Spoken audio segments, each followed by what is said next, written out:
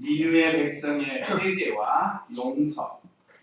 용서는 하나님이 회개한 자들을 용서해주는 그런 말씀입니다. 오늘 이 니느웨는 아수르 나라의 수도입니다. 아주 큰 성읍으로서 좌우를 분별하지 못하는 자가 12만 명이라고 4장 11절에서 말씀하고 있습니다. 그렇다고 하면 계산해보면 약 60만 명가량 된다고 합니다. 우리 광양시가 15만 명이라고 그러죠. 그러니까 상당히 큰 성이에요. 약 60만 명이 살고 있는 성읍이라고. 이 시대에 이런 큰 성읍, 니느웨 성에 대해서 이 성은 우리가 성경을 통해서 보면 아수르 왕 사네립이 주전 800년 전 원래 다른 성읍에서 이 성읍으로 이전을 했다고 해요. 그러니까 800년 전 훨씬 전에 1150년에 나라가 세워졌는데 주전입니다. 주전 1115년경에 나라가 세워졌는데 그 후 약 이제 한 300년 후에 800년 주전 800년에 이 니느웨 성으로 새로 성을 건축해서 이사를 한 거예요. 요즘도 새로운 곳이 그 수도를 건설해서 이전하는 그런 나라들이 있죠. 우리나라도 세종으로 오려고 하다가 일부분만 지금 오게 되는 행정수도로. 자, 이와 같이 이 사네립이 세운 이 큰 성읍입니다. 그러다 보니까 상업이 발달하고 많은 사람들이 살다 보니까 부유해진 거예요. 어느 시대나 사람이 많이 살면 나라가 잘 되게 돼 있습니다. 그래서 이 성읍이 목축업이 발달하고 농업이 발달하고 또 여러 가지 문화가 발달하고 하다 보니까 수입원이 많고 돈이 많아지는. 그러다 보니까 이제는 또 사람들이 타락을 하게 되는 거예요. 타락. 가난한 사람은 타락할래야 할 길이 거의 없어요. 물론 그렇지 않은 사람도 있지만, 그러니까 보통 잘 사는 사람들이 타락을 해요. 우리가 지금 언론을 통해서 보아서도 알 수 있죠. 그렇게 좀 가난하게 사는 게 꼭 나쁜 것만은 아니죠. 근데 사람들이 일단 잘 살아보려고 부자가 되려고 노력을 하다 보니까 욕심이 생기고, 또 부자가 되면 사람이 엉뚱한 생각을 해요. 사람이 만족을 못합니다. 그래서 타락을 하게 돼요. 방탕하고 타락을. 그래서 하나님께서 보시고 그 성을 심판하시려고 이제 요나 선지자를 보내서 경고를 하는 그런 내용의 말씀이고, 또 그 말씀을 믿고 그들이 금식하면서 회개를 했습니다. 그러니까 하나님께서 용서해 주신 거예요. 아까도 기도하셨고 우리 지난주 오후에 배운 것처럼 아간과 그 가족이 회개할 기회를 놓쳐서 하나님의 심판을 받았어요. 하나님이 진노하시고 이 심판하신 것. 근데 오늘 여기 니느웨 백성들은 왕으로부터 모든 일반 평민까지 이 말씀을 듣고 회개를 해서 하나님의 용서를 받고 구원을 받는 그런 내용의 말씀입니다.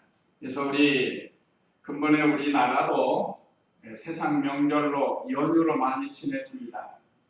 우리가 말씀을 통해서 배운 것처럼 이번 기간을 믿음 안에서 즐겁고 기쁘고 보람있게 보낸 성도가 있는가 하면, 또 그렇지 못한 성도들이 있고, 또 이 민족이 하나님 앞에 진노받을 만한 일을 할 수도 있다는 겁니다. 그래서 우리가 이런 모든 것을 생각하면서 이 말씀을 통해서 은혜 받도록 하겠습니다. 그래서 오늘 오전 예배 말씀 요약 참조하시면, 첫째, 니느웨 백성 심판 예고한 하나님. 니느웨 백성을 심판하시겠다고 예고하신 하나님이다. 1절에서 4절. 둘째, 하나님의 말씀을 듣고 회개한 백성들. 5절에서 9절이고요. 그 다음에 셋째, 백성들의 회개를 보고 용서해 주신 하나님. 10절입니다. 그러면 1절, 2절을 읽어보시기 바랍니다. 여호와의 말씀이 요나에게 두 번째로 임하셨다. 너는 일어나 저 큰 성읍 니느웨로 가서 내가 너에게 말한 것을 그 성읍에 향하여 외쳐라. 예, 여호와의 말씀이 요나에게 임했다. 여호와의 말씀이 요나에게 두 번째로 임하셨다 그랬습니다. 그러면 첫 번째가 있죠. 1장 1절 한번 읽어보세요. 1장 1절. 여호와의 말씀이 아미떼의 아들 요나에게 임하셨다. 너는 일어나 저 큰 성읍 니느웨로 가서 그 성을 향하여 외쳐라. 그들의 악행이 내 앞에까지 올라왔기 때문이다. 예, 읽어보세요. 하나님께서 1차 첫 번째로 요나에게 말씀을 주셨어요. 하나님은 어느 시대나 하나님의 종, 선지자들, 또 주의 종들을 세워서 말씀을 선포하게 하십니다. 여기는 아미떼의 아들이라고 했고, 조금 3장하고는 요약이 됐죠. 3장 1절, 2절은 요약이 됐고, 여기는 그대로 아미떼의 아들 요나에게 임하셨다. 이건 역사적 사실이라는 뜻입니다. 너는 일어나 저 큰 성읍 니느웨로 가서 그 성읍을 향하여 외쳐라. 그들의 악행이 내 앞에까지 올라왔기 때문이다. 하나님 앞에 상달이 됐다는데, 상달. 하나님 앞에 올라왔어요. 이제는 심판을 받을 수밖에 없는 니느웨 성이에요. 아까 말씀드린 것처럼 그 시대에 지금부터 2800년 전 약 60만 명이 사는 그 니느웨 성읍이에요.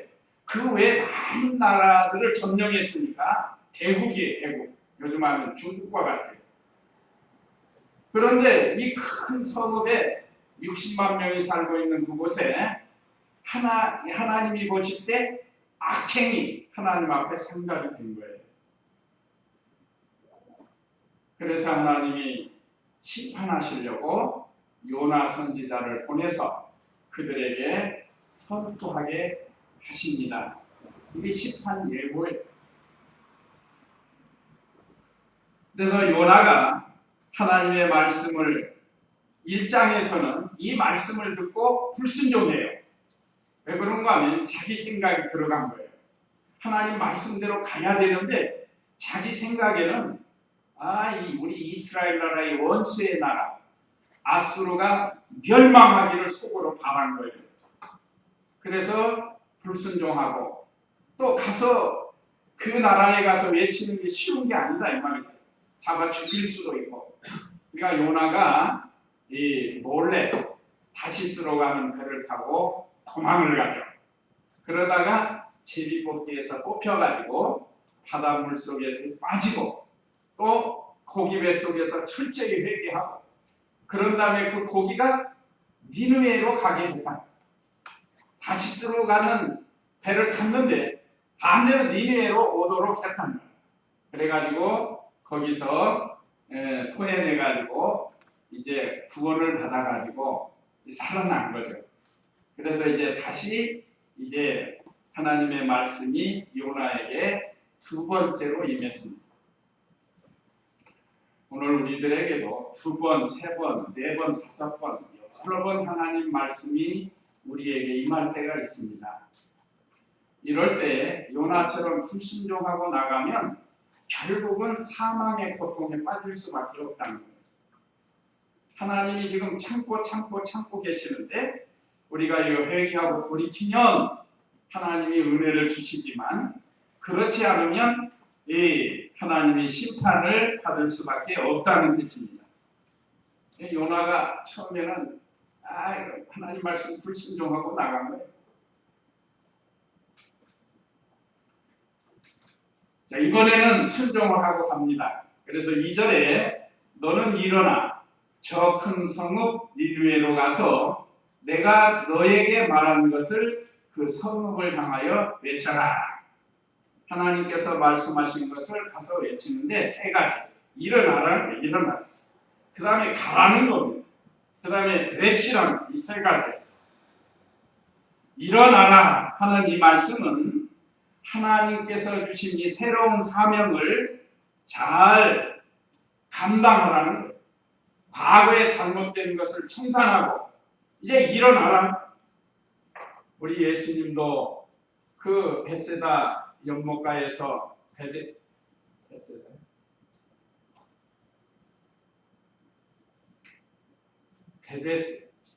베데스다 뭐 연못이죠. 연못에서 38년 된 병자를 일어나 내 자리를 들고 걸어가라 하고 말씀해서 그가 믿고 순종해서 일어나 자리를 들고 갔습니다. 이와 같이 참 우리가 과거의 잘못된 생활을 청산하고 이제 일어나라는 새로운 일을 향해서 출발하기 위해서 일어나야 돼. 일어나서 가만히 있으면 또 안 된다는 거예요. 가라는 거예요. 이것은 하나님의 명령이 있는 곳에는 힘들고 어렵고 또는 위험하다 할지라도 가는 거예요. 하나님 의지하고 하나님 능력을 믿고 가는 겁니다. 그래야 바로 순종하는 거예요. 그 다음에 이제 외쳐라. 하나님 말씀 주신 말씀을 외치라는 거예요. 하나님이 주신 명령, 하나님이 주신 말씀을 두려워하지 말고 가서 외치라는 거예요. 그 외치는 내용이 이제 3절에 있습니다. 3절 읽어보세요. 그래서 요나는 여호와의 말씀대로 일어나 니느웨로 갔다. 니느웨는 사흘이나 걸어야 하는 매우 큰 성읍이었다. 예. 자, 그래서 요나는 여호와의 말씀대로 일어나서 순종한 거예요. 이제. 또 니느웨로 갔습니다. 근데 그 니느웨 성은 굉장히 큰 성이어서 사흘길이나 된다고 했습니다. 보통 장정이 하루에 걸어갈 수 있는 길이 좀 장정이니까 한 100리를 간다고 해요. 100리. 그러니까 사흘이면 300리를 갈 수가 있죠. 이렇게 큰 성읍. 우리도 여기 광양 여기 있죠. 여기만 지금 멋진 산이니 뭐 이런 데 말고 우리 여기 광양 동광양만 이렇게 한 바퀴 돌려면 하루만 놀 수 있지 않겠어요? 그러니까 사흘길이니까 굉장히 큰 성읍이라는 그런 뜻입니다. 매우 큰 성읍이었다. 지금은 이렇게 성을 쌓지 않지만 옛날 사람들은 이렇게 성을 쌓고 살아요. 그 주민들을 적들로부터 보호하기 위해서. 그래서 지금 우리가 오후 시간에 배우는 여호수아에서도 여리고 성이 있었죠. 그 다음에 아이성이 또 있어요. 아이성. 여리고 성은 크다고 하면 아이성은 작은 성이라는. 그러니까 그 성 주위를 도는 거예요. 그래서 동문, 북문, 서문, 남문 이렇게 있어요. 동서남북으로 문이 있어가지고 그 위로 사람들이 다니는 거예요. 예루살렘에는 문이 10개가 있다고 그랬죠. 문이 10개가 있어요. 그래서 그 필요한 쪽으로 가려면 그 문으로 가야 돼요. 이와 같이 이 니느웨 성이 상당히 큰 성읍인데 이제 요나가 사흘길 되는 그 길을 걷기 위해서 하나님 말씀을 순종해서 일어나 니느웨로 갔습니다. 그 다음에 하나님이 주신 말씀 4절 읽어보세요.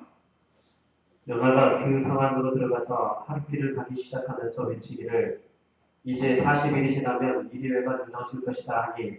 예, 이것이 이제 하나님의 명령이에요. 앞으로 40일이 지나면 이 니느웨 성이 무너진다. 우리가 여리고성 무너진 거 배웠죠? 뭐 하나님의 능력으로 아무리 견고한 난공불락의 성이라 할지라도 하나님이 무너뜨린다. 이번에 경주에서 지진이 났습니다. 얼마나 매스컴에서 지금 떠드는지. 일본이라는 나라는 이런 정도는 수시로 난대요. 수시로. 그래갖고 면역이 돼가지고 그 사람들은 뭐 조금 지진이 났다고 해서 전화해보면 괜찮아요. 걱정 없고. 일본이라는 나라는 자주자주 이런 시민이 있으니까. 근데 우리나라는 우리나라 기상관측 생긴 이래로 이게 제일로 큰 지진이라고 얼마나 매스컴에서 떠들었어요. 근데 저는 가끔 그 생각을 기도하면서, 만약에 하나님이 진노하셔서 이 나라를 심판하려면 많이 걸리지도 않아요. 한 1분 정도면 돼. 1분. 우리 사람들이 쌓아놓은 이 모든 건물들, 부산에 가보면 얼마나 많은 건물들 쌓아놨어요. 서울도 마찬가지입니다. 순식간이에요. 순식간. 더군다나 우리나라는 얼마나 또 작아요. 그러니까 파도, 땅을 파도 한번 치면 그냥 다 무너지는 거예요. 지진 8만 일어나면 다 무너지는 거예요. 거의 다 무너집니다. 내진 설계가 안 되면 어쩌냐 하면서 지금 떠들잖아요. 하나님이 지켜주시지 않으면 그걸 누가 막겠어요? 물론 인간이 노력을 할 수는 있지만 노력한다고 되는 게 아니라는 거예요. 하나님이 안 지켜주시면 할 수가 없어요. 지진 10은 못 할까요? 지금 우리가 5.8이었는데 지진 10은 없을 수 있어요. 있어요. 그렇게도 할 수 있어요. 하나님이 하시면. 그래서 우리는 놀라고 두려워하지 말고, 이럴 때 우리는 하나님의 뜻을 찾고 하나님께 뭘 잘못한 거 있지 않는가 경고로 받아야 된다. 경고.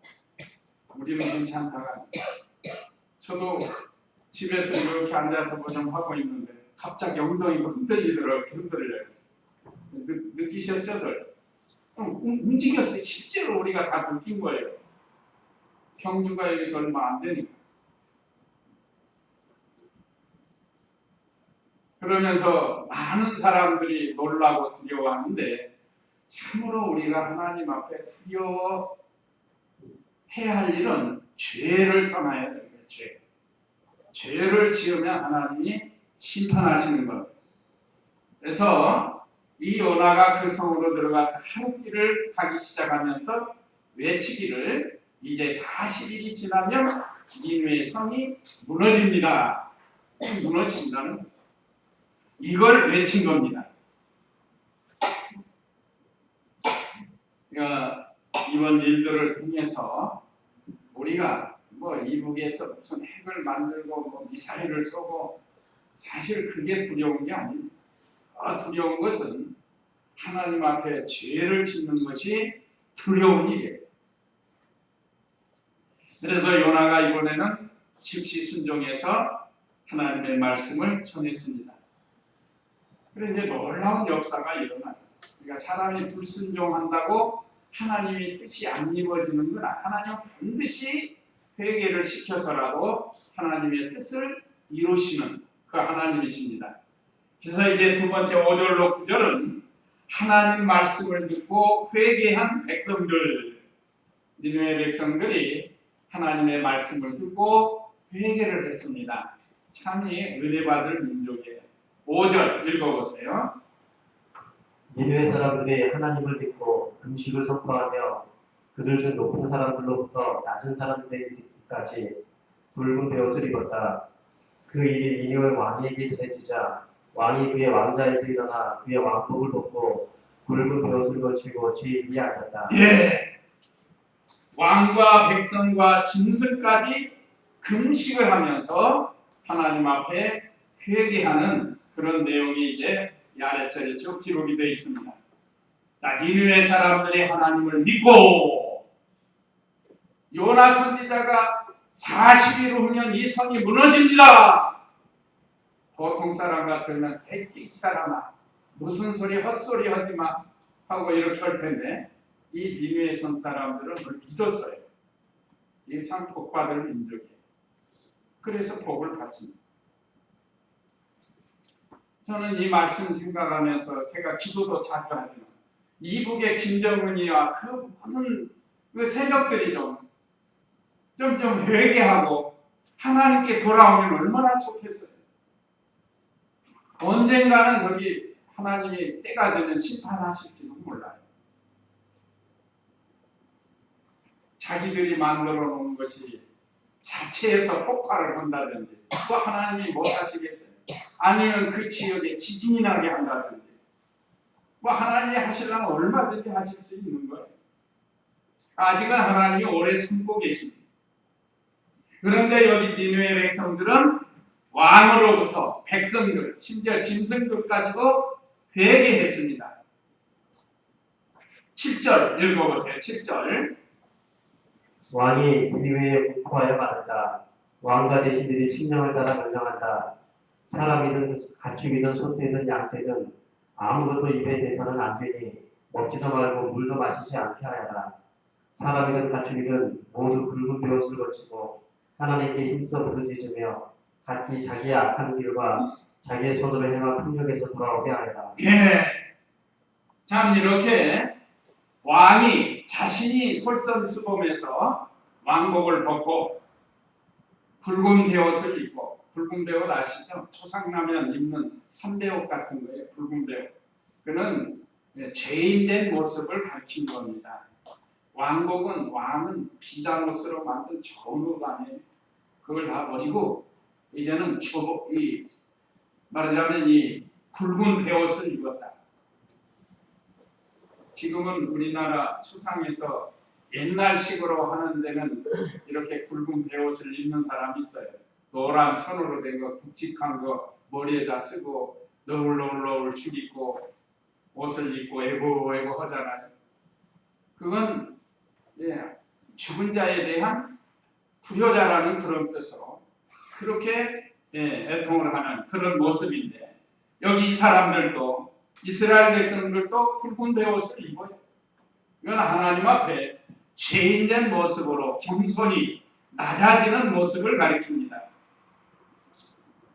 그래서 이 모든 백성들이 먼저 금식을 선포하고 그들 중 높은 사람들로부터 낮은 사람들에 이르기까지 굵은 베옷을 입었다. 이 소식이 니느웨 왕에게 전해졌으니까 그러니까 백성들에서부터 시작된 거예요. 금식기도 이렇게. 그러니까 왕도 이 소식을 듣고 왕자에서 일어나 왕복을 벗고 굵은 베옷을 걸치고 제위에 앉았다. 역시 하나님 앞에 겸손히 회개하고 낮아지는 모습으로 회개하는 그런 모습이 쉬운 일이 아니죠. 쉬운 일 아니에요. 세계의 역사를 봐도 이런 일이 쉬운 일이 아닙니다. 하나님이 특별히 니느웨 백성을 통해서 이렇게 하면 하나님이 용서해 주시고 구원해 주시는 그걸 지금 이 역사를 통해서 우리에게 가르쳐 줍니다. 과거 우리나라 전직 대통령도 아시는 분들은 아시겠지만 대통령을 위한 초창 기도회가 있습니다. 얼마 전에도 우리 했는데 아마 1년에 한 번씩 하는 것 같아요. 그래서 초창 기도원 때 그분이 이제 얼마 안 있으면 그만두고 많은 사람들이 지금 데모하고 있단 말이에요.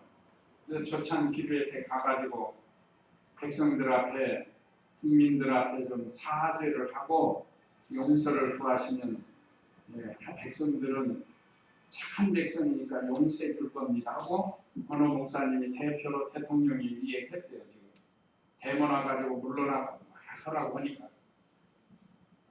근데 이 대통령이 교만해가 그 목사님 면전에서 면책을 하고 그랬대요. 실제로 있었던 일이에요. 그러니까 회개했으면 자기도 좋고 백성들도 좋을 텐데 회개 안 한 거예요. 목사님은 앞을 내다보고 말씀을 해줬는데, 그러니까 그 뒤로 얼마 있다가 백담사로 쫓겨가고 감옥에 가고 얼마나 더 낮아졌어요. 이쯤 되면 누군지 아십니까? 하나님의 종 목사님이 하나님의 말씀을 가지고 과거의 역사를 들어서 가서 이렇게 조언해 줬는데 그거 듣지 않은 거예요. 교만이 아주 막 하늘을 치솟는. 결국은 대통령 자리에서 물러나고 백담사에 쫓겨가고 거기서 또 나와가지고 감옥에 갔잖아요. 근데 그거하고 대조적이라 이 니느웨 왕은 말이에요. 이스라엘 백성도 아니에요. 이방 나라 왕인데도 하나님의 말씀을 듣고 왕자에서 내려와 왕복을 벗고 붉은 베옷을 입고 재에 앉아서 나는 죄인입니다 하고 금식을 하면서 이렇게 회개를 한 거예요. 자기만 한 게 아닙니다. 10절에 보면 왕이 니느웨에 공포하여 말했다. 왕과 대신들이 칙령을 따라 명령한다. 칙령이라는 건 조서의 조서, 담화문 같은 거, 조서를 내리는 겁니다. 그래가지고 사람이든 가축이든 소떼든 양떼든 아무것도 입에 대서는 안 되니 먹지도 말고 물도 마시지 않게 하여라. 금식하는, 단식하는 것을 갖는 단식. 철저하게 지금 회개하려고 하는 그런 모습이에요. 8절에도 사람이든 가축이든 모든 붉은 베옷을 걸치고 하나님께 힘써 부르짖으며 회개하라는 거예요. 힘써서. 그래서 각기 자기의 악한 길과 자기의 손으로 행한 폭력에서 돌아오게 하여라 하고 이렇게 왕이 조서 칙령을 내려서 그 니느웨 성에 있는 모든 백성들에게 공포를 한 거예요. 참 왕으로부터 이 백성들이 하나님께 복을 받을 수밖에 없습니다. 금식은 자기 죄를 자복하고 자기를 부인하고 목소리가 하나님께 상달되게 하기 위해서 자기 몸을 쳐서 복종하는 그런 뜻이고, 굵은 베옷은 아까 말씀드린 것처럼 죄인된 모습, 죄에 앉았다. 이것은 자기를 낮추고 자기 죄를 인정하는 그런 태도라. 근데 참 이거보다 더 중요한 게 있습니다. 무슨 금식을 하고 베옷을 입고 부르짖고 하는 것도 필요하지만 이것보다 더 중요한 것이 오늘 여기 돌아오게 하는 것이다. 그래서 죄에서 돌아오는 거예요. 한번 예레미야 18장 8절을 한번 읽어보시기 바랍니다. 예레미야 18장 8절 말씀. 만일 내가 말한 그 민족이 자기 악에서 돌아선다면 내가 그에게 내리려고 생각한 그 재앙을 돌이킬 것이다. 만일 내가 어느 때에 민족이나 나라를 세우고 심는다고 말하였으나 그들이 내 눈앞에서 악을 행하고 내 목소리를 듣지 않는다면 내가 그들에게 손을 베풀겠다고 말한 그 손을 돌이킬 것이다. 이건 반대. 하나님께서 우리 이 백성들에게 선을 베풀겠다고 약속을 했지만 만일 악을 행한다고 하면 그걸 거둔다는 거예요. 근데 여기는 반대예요. 8절에 있는 것처럼 만일 내가 말한 그 민족이 자기 악에서 돌아선다면 내가 그에게 내리려고 생각한 그 재앙을 돌이킬 것이다. 이것이 하나님의 은혜요 사랑입니다.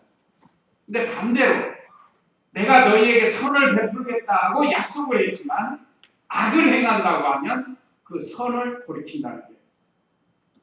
그러니까 하나님이 다 보고 계시면서 이와 같이 하는 거예요. 그러니까 참 금식을 하고 베옷을 입고 재에 앉아서 겸손히 낮아지고 부르짖고 그것도 필요한데 더 중요한 것이 돌이키는 거예요. 돌이키는 거. 악에서 돌이키는 거. 죄에서 돌이켜야만이 하나님이 은혜를 주시는 겁니다. 그러니까 여기 오늘 니느웨 백성들은 자기의 악한 길과 자기의 손으로 행한 폭력에서 돌아오라. 그러면 9절 읽어보세요. 9절. 하나님께서 뜻을 돌이키시고 그분의 맹렬한 진도에서 돌아서시면 우리가 멸망치 않을 줄 누가 알겠느냐. 이 왕부터 백성들이 이런 신앙을 가진 거예요. 이렇게 우리가 금식을 하고 겸손한 자리에서 하나님께 간절히 부르짖고 악에서 악을 행했던 것을 돌이켜 온다고 하면 하나님께서 뜻을 돌이키시고 그분의 맹렬한 진노에서 돌아서시면 우리가 멸망치 않을 줄 누가 알겠느냐? 하나님께서 용서해 주지 않겠느냐? 그러니까 용서를 구하는 이런 모습입니다. 참 복받을 만한 그러한 백성이에요. 자, 그러니까 하나님이 이걸 보시고 용서해 줄까요? 안 해줄까요? 용서해 주십니다. 그게 이제 10절입니다. 마지막 10절 읽어보세요. 하나님께서 그들이 행한 일들 곧 그들의 악한 길로부터 돌이키는 것을 보시고 하나님께서 용서하셔서 그들에게 내리겠다고 말씀하신 재앙을 내리지 아니하셨다. 예, 백성들의 회개를 보고 용서해 주신 하나님이세요. 예, 회개가 이렇게 좋은 거예요. 그래서 이 기도의 특권을 우리에게 주어서 우리로 하여금 연약하고 부족해서 잘못했다 할지라도 이렇게 진정으로 회개하면 하나님이 용서해 주신다 하는 것을 우리에게 가르쳐 줍니다. 그래서 오늘 10절에 하나님께서 그들이 행한 일들 곧 그들이 악한 길로부터 돌이키는 것을 보시고 이것이 그들이 진정으로 회개함을 보셨다. 하나님 다 보고 계셔요. 듣고 계십니다. 또 알고 계신다고 그랬죠? 그래서 하나님이 그걸 보신 거예요. 니느웨 백성이 내 종 선지자 요나의 말을 듣고 그부터 백성들 심지어 짐승까지 금식을 하면서 악에서 떠나는구나. 그럼 내가 용서해 줘야겠다 하고 하나님께서 진정으로 회개함을 보신다는 것.